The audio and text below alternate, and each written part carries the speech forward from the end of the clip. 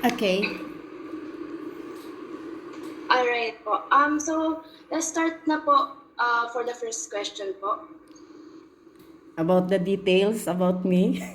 With your background po, details about yourself and your family's background po, your household composition, and how many of you in your family have been working or residing abroad po. Okay. First, I am Rodelia Sahor. I'm going 60 this coming May. And I was born in Isabela, Basilan Province. That is a part of Mindanao. And I grew up in Iloilo City, Visayas. Uh, I graduated there as an education teacher. And then after the graduation 1983, I went back to Mindanao and teach there. And I met a man from an ex-Marines. I got married. And in short, we got three children. We have two children as a daughter there. And we came here in Greece 1990 and we got another one boy. So we have three children. And now they are staying in Iloilo. My eldest daughter went also in Dubai with her husband and then went back now in the Philippines for business. My second daughter is in Singapore and went back also there after her 3 years contract, and they are already all both there in the Philippines, and also my son is also there. So they're working there as their for their family. They're both my eldest is married with one daughter. My second daughter is still single, and my son is still single. So they are doing their best for their family future. And me still here working, striving, and supporting for the children. I have to support also my grandchildren now. So that's life. Alright po. So, you're residing po with your husband po there For in Greece now, po. no, I'm here in Greece and my husband is in Italy. He's also working there. So we're just communicating with the kids once in a while, not every day, but sometimes it depends to their availability because they have also work and I have also work. And the problem is because of our time, our time distance. You have there 6 hours so that's why it's a little bit hard, but sometimes early in the morning before I go to work we are chatting, we're having a video, but most of all Saturday, Sunday during our day off, so we are communicating each other. Can you please narrate po your OFW story po? What prompted you to go to Greece, and what is your current job po in Greece po? Actually, I don't even know about the Greece before. But since my sister-in-law is the first who came here in Greece, and she asked my husband to come here in Greece. So when they came here in Greece, we are the first couple that she took here. So that's why I said, okay, I will stop teaching and I will try to go abroad. The ambition sometimes of the Filipino, they want to go abroad. So we are one of them. So I'm curious. So I said, okay, let's go. So we went here and then we start working. But at first, we were working in a house as a couple. So we are working together in one house. He is a driver and I'm taking care of the kids, the household choirs. So that's the time that we are starting. We are doing whatever they want. So we go to the market, waking up in the morning, preparing their breakfast before they will go to school. So the work of a girl, as we called it, katulong, from the professions. Here in abroad, they don't mind if you're a professional or whatever. Once you came here and work in a house, you have to do it. You cannot fight with them that you said, oh, I'm an engineer, I'm a teacher, I don't need to wash your clothes, I don't want to iron. No, you have to accept because you came here as an OFW, so you have to follow the rules. So that's it. Uh, Okay. um, when you first arrived in Greece po, ano po yung mga big cultural differences po that you have experienced po? And do you still experience it now po? Okay. So once we arrive here in Greece, we are lucky maybe, or sometimes not in general, not all the people coming here are lucky or unlucky. Let's say, in my own experience, when we arrive here, we stay in a house, we work for a weekend, and we just go out for. They're kind persons, but it's not really because just like for us Filipino, very hospitable. You will maybe because of the work, they are the employers, so they treat you as a, as a helper. They make a gap, because they don't want the people to be, if if they're close, they are good, they are kind persons, but when it comes to foods or eating something like that, you are separated. uh, it's not like Filipinos. Come on, we will eat together. Let's eat whatever we have. We can eat together like that. There's some people that their culture is that they will eat, maybe because it's the Europe style, They will eat. So after they eat, you eat whatever they have. You can eat whatever there is. And of course, in a respect, they're also good, just like us, that you have to say good morning, good evening. And the most here that they want that if you are working with them, you must be in smiling face. Whatever problem you have, don't show it to them. You must be good. It's not like in us, I don't want like this, I have a problem, don't talk to me, something like that, they have this culture that once you are working with them, you must be in a good face, in a good mood. You don't need to show that you are angry or whatever. Don't fight with them. You cannot fight with them because there will be a big problem, So respect is number one here also. It's the same with us. Wherever you go, you have to be respectful with each other. So can you walk me through your day-to-day tasks there po with your current job po? Before I'm working on I work in many places, here. After working in a house, I experienced working in a restaurant, and then working in catering in the catering in the airport. So I work also in a home for the aged. And here, as long as you know how to do the task, to do the work, you can work anywhere. It's easy for you to find a work. So I experienced a lot of things, a lot of works everywhere, anywhere. So it's easy for you to adjust, And now I'm working in a house with 2 kids. So every day, early in the morning, if your boss will say, come early at 8 o'clock, so you have to wake up, you go, and you must be there at 8 o'clock because they're going to school, like that. And then, actually, we're working here 8 hours a day.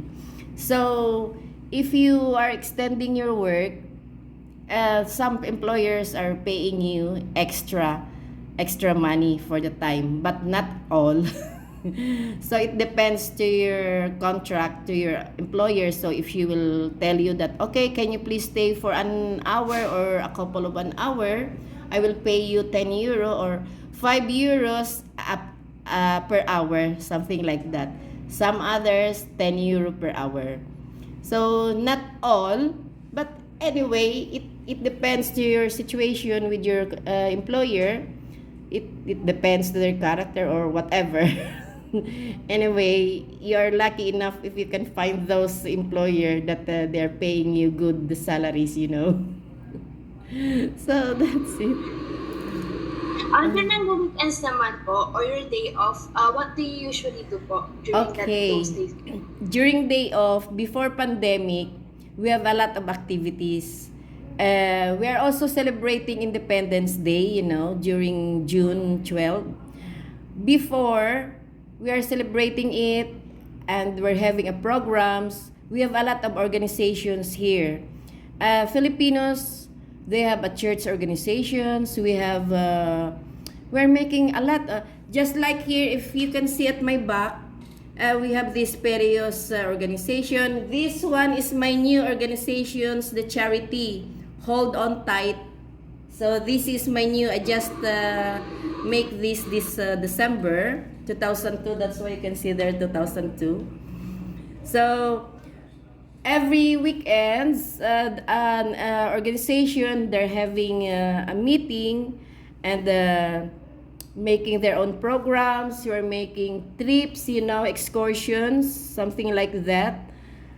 We go to the different places because that is the only way that we can see the place here in Greece.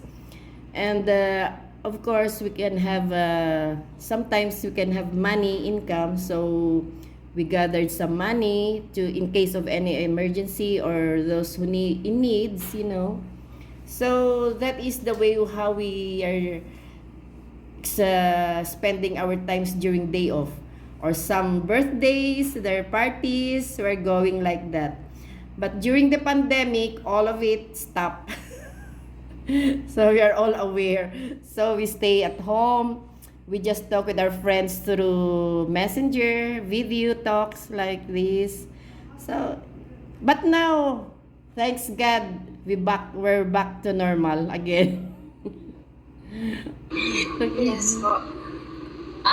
So aside po from the charity that you have mentioned po, do you have any other communities there po in Greece po? And how do they support you and help you po? We have these guardians. I am a part of a guardian. Have you heard these guardians?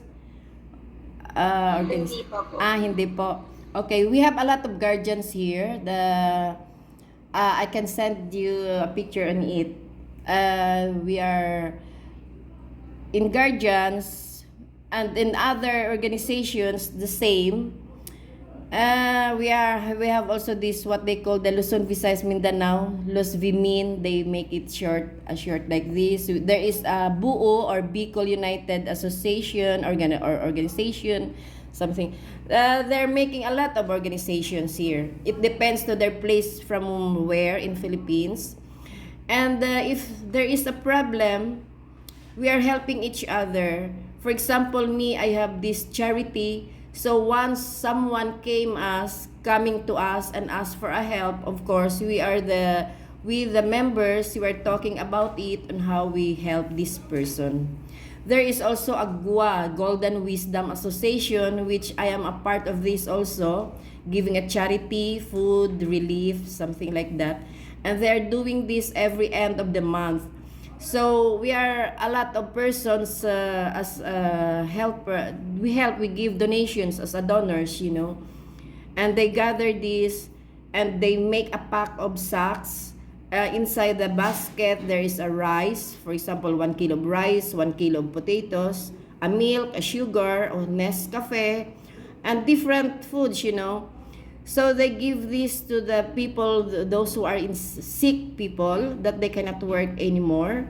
So they're listing this just like last time. I think 23 persons needs this support. So that is how we are supporting these persons, our co-OFW here in Greece. So it's good that there is a lot of organizations, a lot of help. So that is how we spend our time also here. We are not just working and working. We are also making difference and how to help our co-OFW here in Greece. So that's it. So, what would you say? What made you stay in Greece po? I stayed here, You cannot say that, oh, I want to go home now because, sometimes there's a difference living here in Greece and living in the Philippines. Once you are used here because of the weather, number one, like now it's very cold here, it's winter, it's snowing. It's nice here because of the weather. Compared to the Philippines, it's very hot. So you said, oh, I'm going to the Philippines, it's very hot, I cannot stay longer, like that. But anyway, you have your family there, you have to go home. But sometimes you cannot say that some of the OFW here, they cannot renew their papers. So even they want to go home, if they are not legally registered here, they cannot come back. For example, now, my last visit in the Philippines is 2017. Yeah, 17. Until now, I said I want to go home after 2 years or after 3 years. But because of the pandemic, our papers are being stopped instead of renewing it, so it is delayed. So we cannot go home. Even we wanted to, we cannot do it because we don't have the papers yet. So we cannot come back. It's really hard if we are not legally registered and then you go home, you cannot come back. That's why sometimes we're staying a lot of years here because of many obstacles. Even number one is money. If you don't have a lot of money, enough money, it's hard to travel because only for the ticket, you will pay 800. That is before pandemic, you know. But after the pandemic, the tickets are very expensive.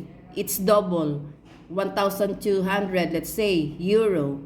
So how can you go home if you don't have this enough money with you?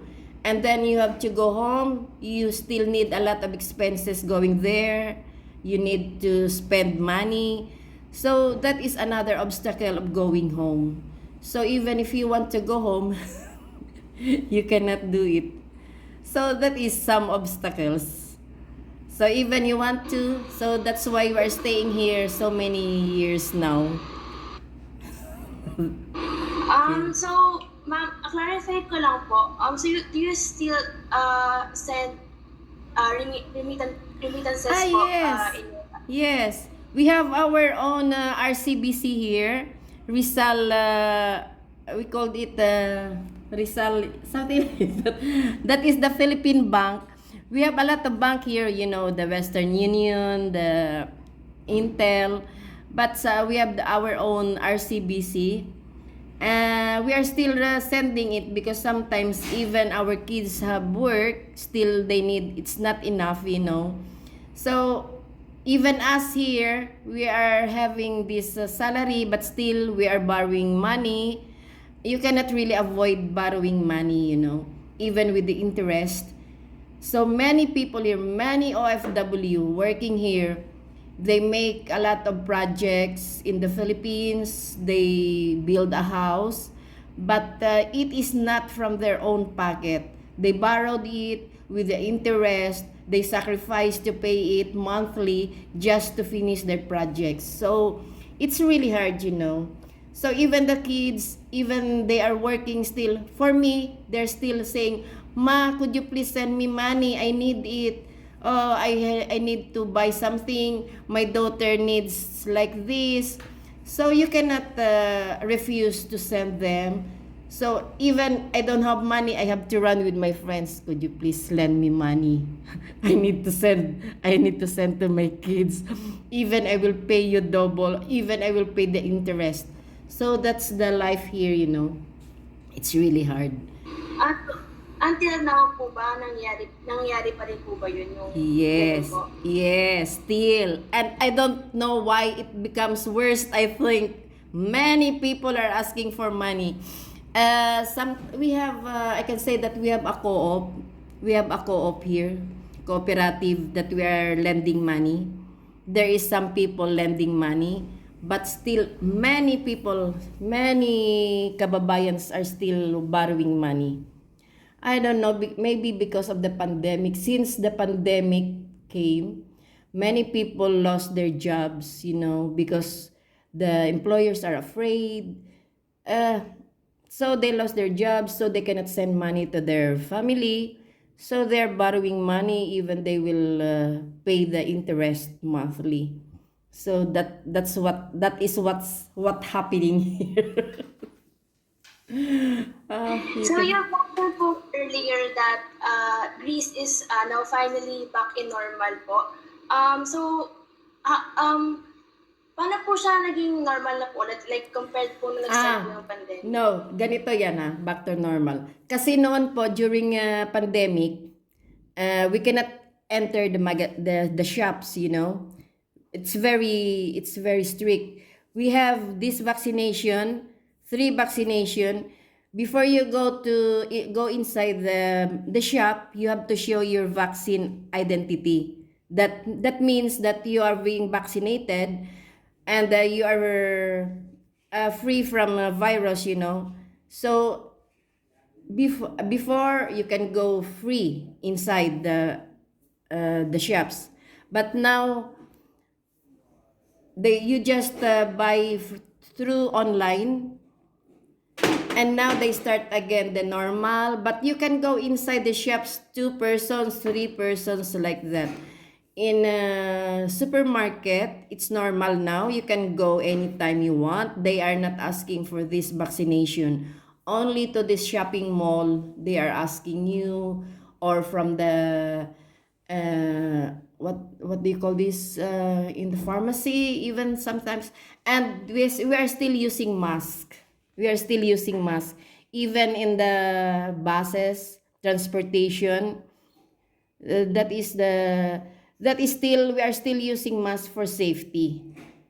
Na unlike before, we have this certificate from the government that you need to go in this place, how many hours you have to go there, and you have to go back to your own place. That is how the strict they are before. You cannot go anywhere without this paper, because once the police will catch you, you will be you will be fined. You have to pay the fine. So at least now it's free to go around. At least you have to wear your mask. That is the difference now. So, when the pandemic hit po, in Greece po, ano po yung mga changes na na-experiences niyo po? Okay, when the pandemic attacked us here, a lot of our kababayans being kustolene, yung na-infected ng mga nagkaroon ng COVID, so they stay at home, and many of us are helping. One is helping is the OWA. Until now, our OWA here, the Polo OWA, is giving them a relief, a money. So they have to give their doctor's result to the office, and then the requirements that they need there, and then they're giving this financial assistance. That is how our government here work for the OFW. And also the organizations are helping. We're giving them support, relief or foods, something like that. Mm, so, was there a point po that you had to isolate yourself po to avoid COVID-19 po during the first months of pandemic po? So they just stay in their house, you know. They get this doctor. The doctor will come and give them some instructions what to do. So they are just staying in their house. They don't need to go anywhere. Aside from those who are very ill, they are brought to the hospital. Something. But if it's only mild, you know, they are advised just to stay in the house for 14 days. And then we're just giving them foods or support if whatever they need. Was there a certain time po that you weren't able to send money to your family po in the Philippines po? When the pandemic started po? Oh yeah, it's not hard because anyway, even there's a pandemic, our office here is our bank here are still open. So we just gathered money and then we just put it, some persons that they cannot come out, they're just calling us, could you please send money to my family, something like that, and I will just pay you. Yung sinasabi kong pautang or remittance din na tinatawag. So if someone will call us, okay, we will call the manager of our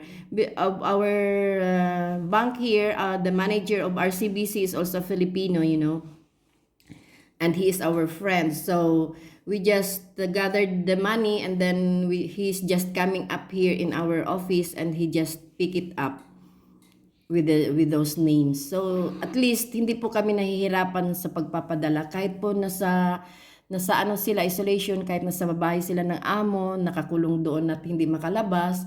At least hindi kami nahihirapan sa pag-communicate or sa pagpapadala ng pera. There's a way. If there's a way, there's a will. God is good, sabi nga. Yes po. Comparing before and during the pandemic po, did your remittance increase or decrease po during the pandemic po? About the remittance, there is no changes. It depends to their rate, because in remittance, sometimes the rate is high, sometimes is low. So they are not affected with this pandemic. It's the same. So how about naman po yung mga benefits po na nakuha nyo from the government increase po? Okay. How do the OFWs po? Ang benefits, itong mga kababayan nating mga OFW na nagkaroon ng COVID, pag nakompleto na nila yung kanilang papers, kagaya dito may nag-submit sa akin ng COVID pero hindi pa complete, I have to submit it in OWA. Mga ano din siya, siguro 100 plus. I cannot say 120 euro or 180. Meron pa silang benefits. Yung iba naman po sa government, sa Greek government, maybe it depends if they are complete in Greek papers, they can take some also from the Greek government. May nakukuha din po tayo sa ating Polo OWA office. Alright po. Ito na po, final question na po. Given your answers po, what lessons did you learn from this pandemic po? Number one, there is cleanliness, because during pandemic, they said, you're dirty, you have to clean your hands every time you go, wherever you go, because until now, some of the people here, they're using plastic globes, in the bus, in the transportation. So you are afraid to touch there somewhere in the bus, because in the bus you have to hold, not to fall down, So cleanliness. Before and after you have to wash. We have this the cream that you have to wash your hands when you go down. We are having like this always in our bag, that after you go down from the bus, you have to clean your hands. When you arrive to the work, you have to wash your hands. The employer have already there this soap for the hands. They said, wash your hands. Sometimes we're still using mask in our work, because especially when there is a teacher. I have the 2 kids in my work. So when the teachers are coming for tutoring, they're wearing their mask, and we are also wearing our mask. So a lot of cleanliness, Unlike before, when there is no pandemic, we go around, we don't even wash our hands. We will arrive in our house just like that, take some foods, whatever you want, if you will find something there. But now, when you arrive anywhere, wash your hands first before touching anything. That is the difference that we learn. And always with antiseptic. Opo. Ayan po, ma'am. That's all po for my questions po. Thank you so much again po for your time and your enthusiasm po for this interview. All your answers po are very helpful po for my article po. Thank you po. Thank you rin po. Ingat At, po sa by the way, I'm really curious and so many people here. Why me? Ah, Where have you seen me? I have searched po sa Facebook po kung sino po yung pwede mag-interview po na OFW, and your pages po is one of the pages na nag-pop up po sa sa search bar ko po sa Talaga? Facebook po. Yung And OFW lifestyle in Greece? yes po. Okay. And I have watched po your videos po, parang sabi ko, I think you will be reliable to be one of my sources po. Okay. Ayun po. So, any questions, anything you need to know more from me, you can contact me anytime you want. Do not hesitate. I'm willing to help. Ayun po. Maybe sana po nakatulong ako sa iyo. Sana natulungan Yes ko po. kayo sa inyong mga questions ngayon, na-answer ko lahat. So, kung may kulang pa, anyway, medyo tense pa tayong dalawa. First time na na-interview ako. Opo. I did not really expect this, you know. So I'm too excited, and then I am also challenged. I said, "Oh wow!" From last night preparing videos, preparing. Thank you po. Thank you and good luck for your studies. Good luck. So if you need something else, just message me if you need something else. Yes po. Okay. Yes Thank po. you. Bye-bye and good luck. Bye. Ingat po. Ingat din kayo dyan. Okay, you can close.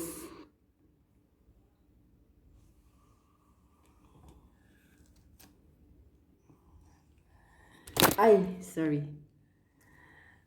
I didn't really expected this, that I took this opportunity of having an interview from one of a student, a journalist in Santo Tomas, Philippines.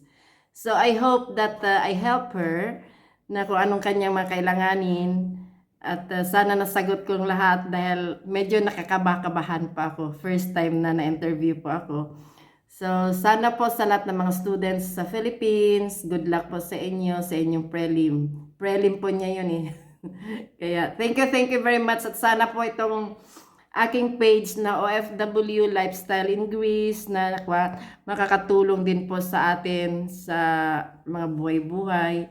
At maka-encourage din po, hindi ko akalain na ito pala yung nakaka-encourage din ng mga student. Kaya sana po tulungan nyo rin ako na magkaroon ng magandang future ang aking page. Thank you po and good luck to everyone. Bye-bye.